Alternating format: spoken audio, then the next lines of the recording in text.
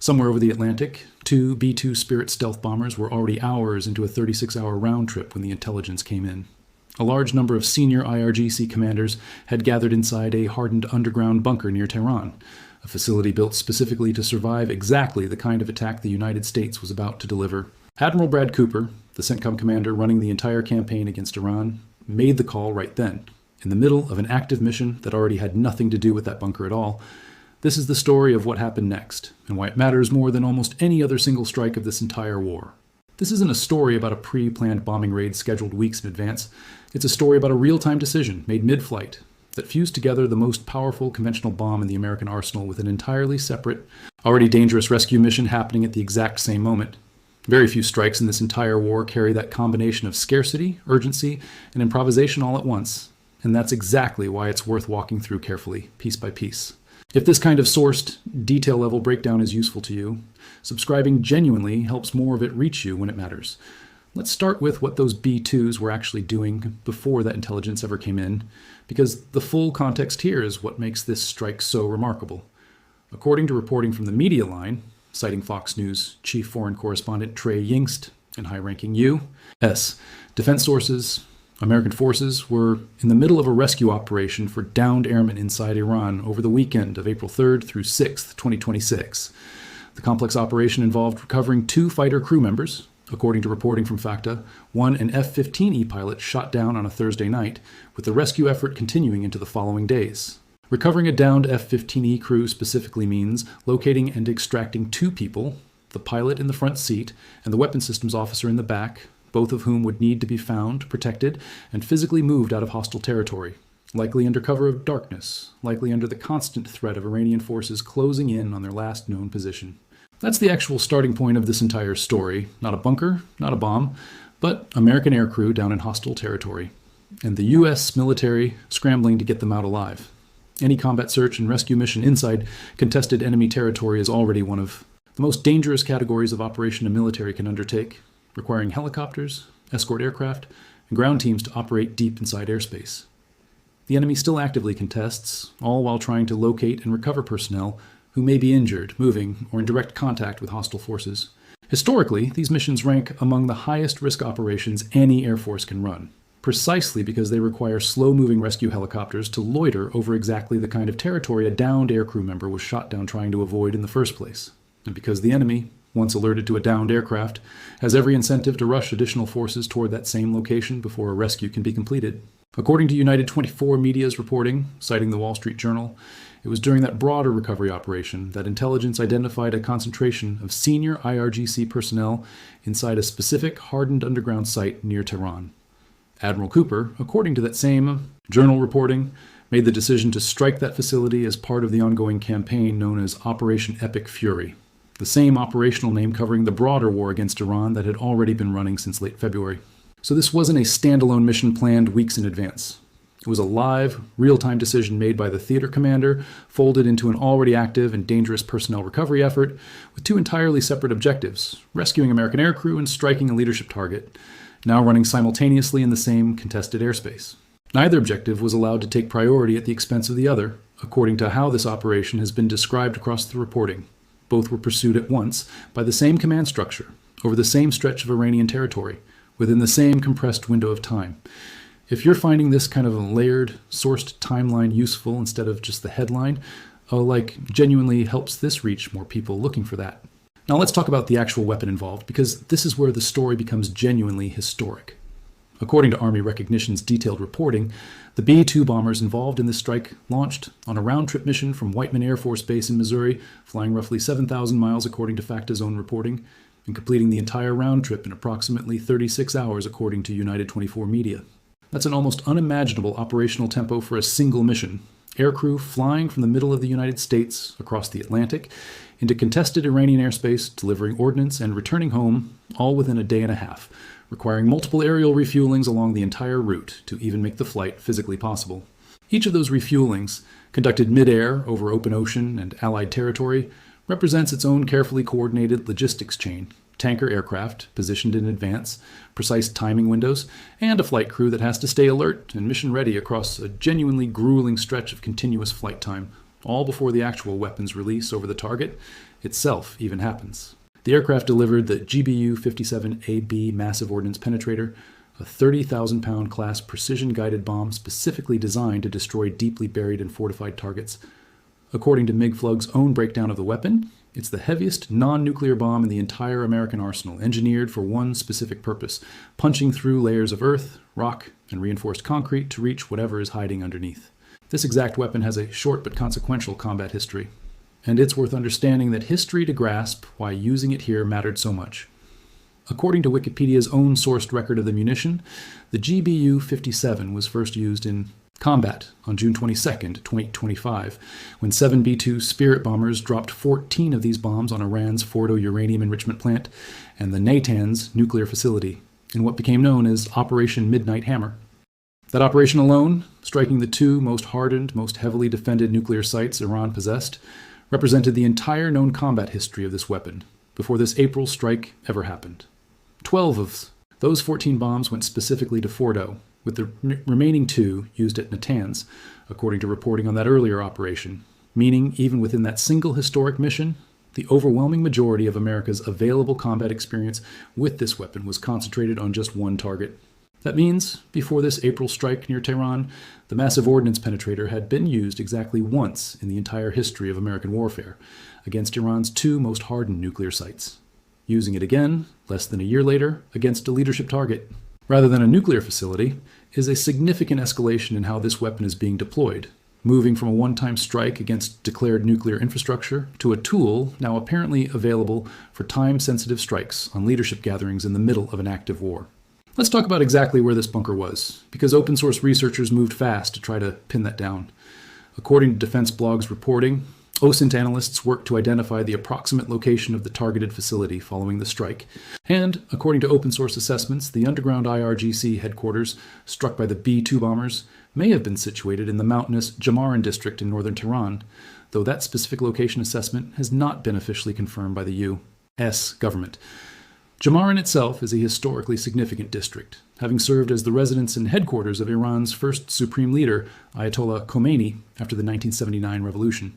And it remains one of the more security-sensitive neighborhoods in the entire capital, given that history, which would make it a plausible location for exactly the kind of hardened, symbolically important command facility this strike reportedly targeted.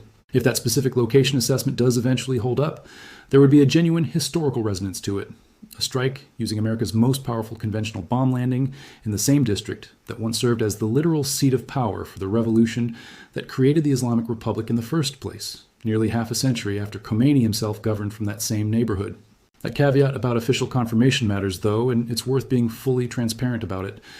Multiple outlets covering this story are working from the same core set of sourcing, primarily Fox News' own reporting citing high-level defense sources and the Wall Street Journal's separate account, rather than an official Pentagon press release naming the exact target or confirming the precise coordinates. So, while the broader shape of this story is well corroborated across multiple independent outlets, the specific neighborhood identification is still, at its core, an educated guess by open-source analysts rather than an officially confirmed detail. And it's worth treating it with exactly that level of caution rather than presenting it as settled fact. What about the actual outcome of the strike itself? According to Defense Blog's reporting, sources say the strike obliterated the facility. Fox News' own reporting, cited across multiple outlets including Ynet News, said the headquarters was destroyed. The Zambian Observer's coverage, drawing on the same underlying sourcing, described the strike as having completely obliterated the hardened facility. That's a consistent claim across every outlet covering this story, but it's worth being precise about where that claim actually comes from. High-level U.S. defense sources speaking to journalists, not an independently verified battle damage assessment released publicly by the Pentagon with supporting imagery, the way satellite photography was eventually released and analyzed after the Fordo strike last year. So the honest way to describe this is that multiple credible outlets, drawing on consistent high-level sourcing, report the facility was destroyed, while acknowledging that a fully independent imagery-backed confirmation hasn't been published in the same way it eventually was for Fordo. It's worth noting that this pattern, consistent reporting from named journalists citing high-level defense sources, without an accompanying official Pentagon statement or released satellite imagery, has actually been fairly common throughout this specific war whenever a strike involves a sensitive leadership target rather than a purely military installation. Strikes on declared infrastructure like Fordo tend to get followed by public satellite imagery and detailed damage assessments precisely because the US wants the world to see and believe the extent of the damage to a nuclear program. A program it has every incentive to prove publicly and visually has been set back as far as possible. Strikes on leadership targets, by contrast, often stay in this murkier reporting space, confirmed consistently by multiple outlets citing similar sourcing, but without the same kind of publicly released visual proof. Likely because confirming exact locations and outcomes in more detail could reveal intelligence sources and methods the US would rather keep protected, particularly when the underlying intelligence that identified the target in the first place may have come from a source or method still actively being used elsewhere in the war. This same pattern shows up when you compare how differently the US government treated the two GBU-57 strikes described in this video. After Operation Midnight Hammer, Pentagon officials gave press briefings, satellite imagery firms like Planet Labs published commercial photography of the aftermath, and outside experts spent weeks publicly debating exactly how much damage had actually been done. After this April strike near Tehran, none of that same public machinery appears to have kicked in. No dedicated Pentagon briefing specifically on this bunker, no widely circulated satellite imagery of the aftermath, just consistent reporting from named journalists working from similar high-level sourcing. That difference in how publicly each strike was handled is itself a meaningful data point about how the US government chooses to talk or not talk about different categories of targets in this war. Let's talk about what was happening on the ground at the exact same time. Because this strike didn't happen in isolation, it happened as one piece of a much larger, simultaneous operation. According to Ynet News' reporting, US Air Force B-1 bombers, call sign Bones, separately dropped roughly 100 2,000-pound bombs during the rescue operation, with the explicit purpose of keeping Iranian forces away from the recovery area while American crews worked to extract the downed airmen. That's an enormous amount of firepower dedicated purely to area denial, protecting a rescue zone, running in parallel with a massive ordnance penetrator strike on a leadership bunker miles away. 100 2,000-pound bombs is, on its own, a strike package large enough to be a significant operation in almost any other context. And here, it was functioning purely as a supporting effort, a shield thrown up around a rescue zone so that a completely separate strike against IRGC leadership could happen safely elsewhere in the same contested airspace. Think about the sheer scale of coordination that represents B-2s inbound from the continental United States, carrying the heaviest conventional bomb in the American arsenal. B-1s simultaneously carpeting an entirely different area with smaller munitions to protect ground recovery efforts, all synchronized around getting 2 American aircrew members home alive. That's not 2 separate missions happening to overlap in time by coincidence. That's a single integrated operation run by one theater commander, deploying multiple different bomber types with entirely different munitions for entirely different purposes, all within the same compressed operational window over the same hostile country. Army Recognition's own analysis captured why this specific sequencing is so significant from a military planning perspective. The outlet noted that this wasn't described as a pre-planned strike against static infrastructure scheduled well in advance, but as a dynamic attack, decided upon in the middle of an active mission, based on intelligence that arrived after the B-2s were already airborne. If confirmed in full, that analysis noted, the strike would stand among the clearest recent demonstrations of the United States' ability to fuse time-sensitive intelligence, strategic long-range aviation, and hardened target defeat capability, all within the compressed timeline of an active battlefield decision, rather than the kind of months-long planning cycle that produced the original Fordo strike. That distinction between a dynamic, time-sensitive strike and a deliberately planned one matters enormously for understanding what this operation actually demonstrates about American military capability. Planning a strike against a known static target like Fordo, even when buried deep inside a mountain, is fundamentally a problem of patience and preparation, gathering enough intelligence over time, mapping the facility's internal structure, and scheduling the mission for the optimal moment. Retasking bombers already airborne on a completely different mission, toward a target that intelligence had only just identified, is an entirely different kind of challenge, one that depends on having the command structure, the communications infrastructure, and the decision-making authority all working in real time under pressure, with an aircrew rescue operation simultaneously unfolding in the same airspace. Demonstrating that second capability on short notice in the middle of an active war is arguably a more significant signal of overall military readiness than successfully executing a strike that had months to be planned and rehearsed in advance.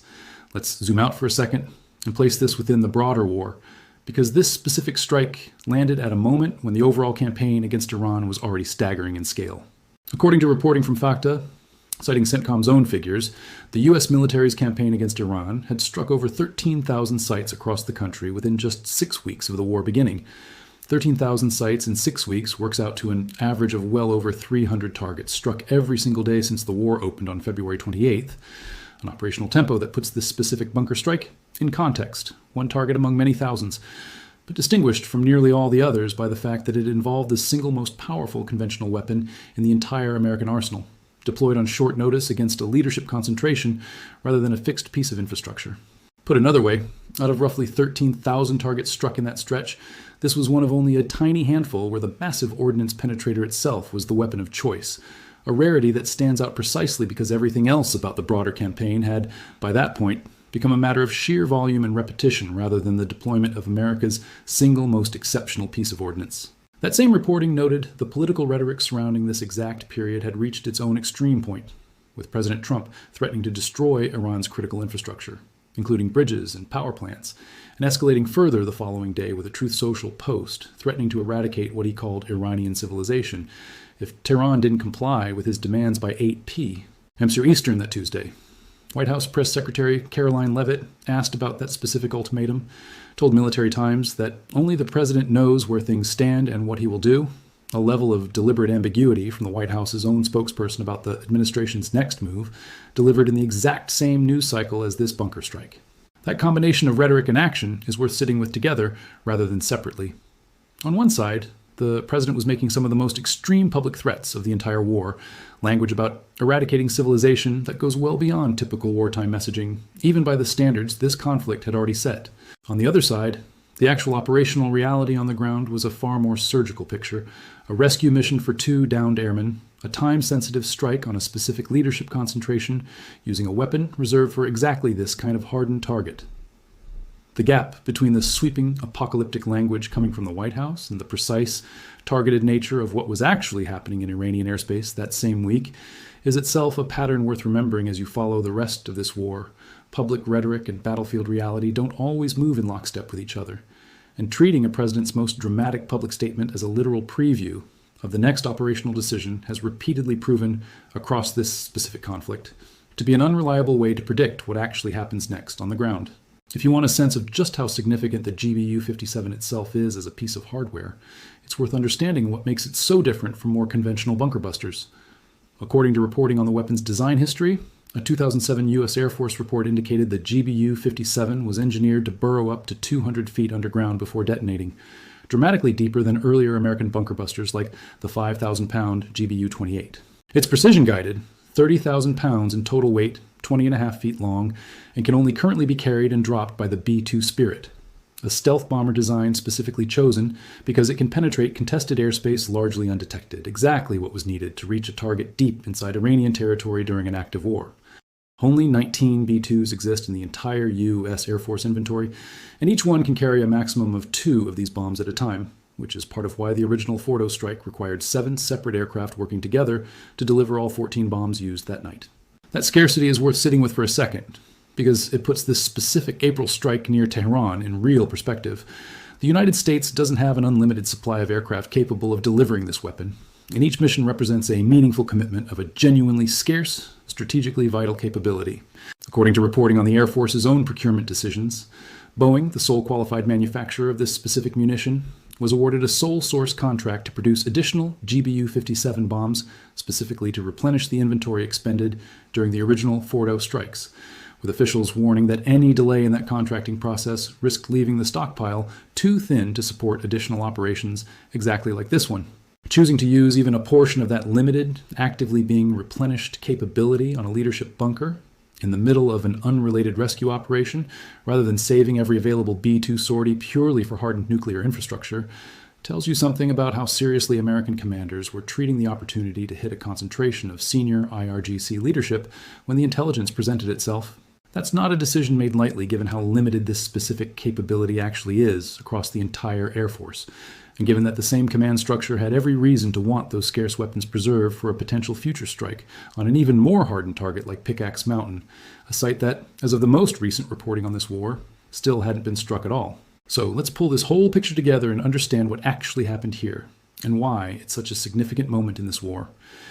In the middle of an active, dangerous rescue operation for 2 downed American aircrew members, intelligence identified a rare opportunity. A concentration of senior IRGC commanders gathered inside a hardened underground bunker near Tehran. Rather than let that opportunity pass, the theater commander redirected bombers that were already airborne on a completely different mission, sending them to deliver the same class of weapon previously reserved for striking Iran's most hardened declared nuclear sites, this time against a leadership target instead. Simultaneously, a separate wave of American bombers worked to protect the actual rescue effort on the ground, ensuring the original mission, getting American aircrew home safely, still succeeded even as this second strike unfolded in parallel. That combination, a scarce strategic weapon, a compressed real-time decision, and a rescue mission running simultaneously in the same theater, is genuinely rare in modern warfare. Most uses of a weapon this powerful come after weeks or months of deliberate planning against a known, static target, the way Fordo was struck the year before.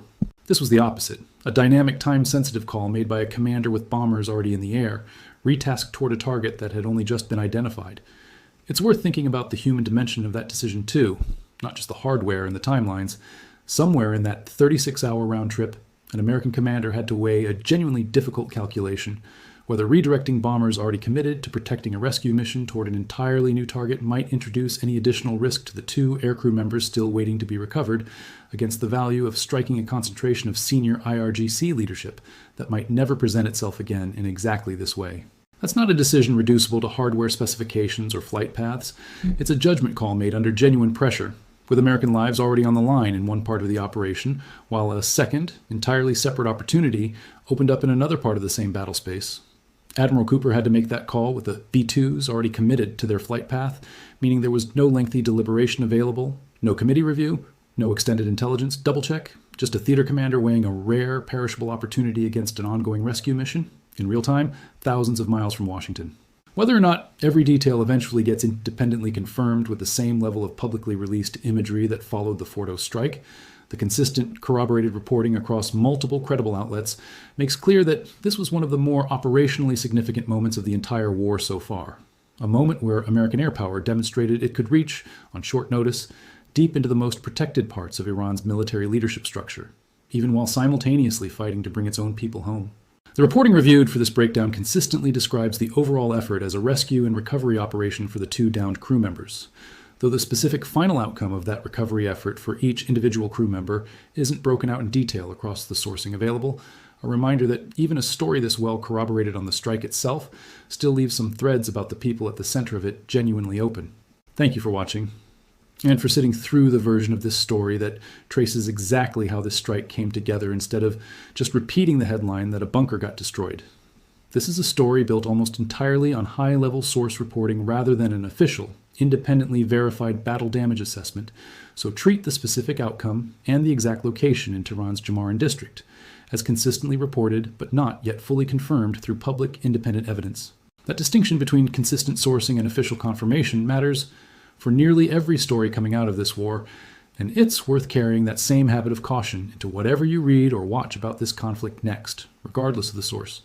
If you want the next update the moment any further confirmation, satellite imagery, or official Pentagon assessment of this specific strike becomes available, subscribing is the best way to catch it as soon as it's confirmed, and I'd genuinely like to know what stands out most to you about this one. The fact that it happened in the middle of a rescue mission, or the fact that the same bomb used on Fordo was now being used against a leadership target instead. Drop that in the comments. I'll see you in the next one.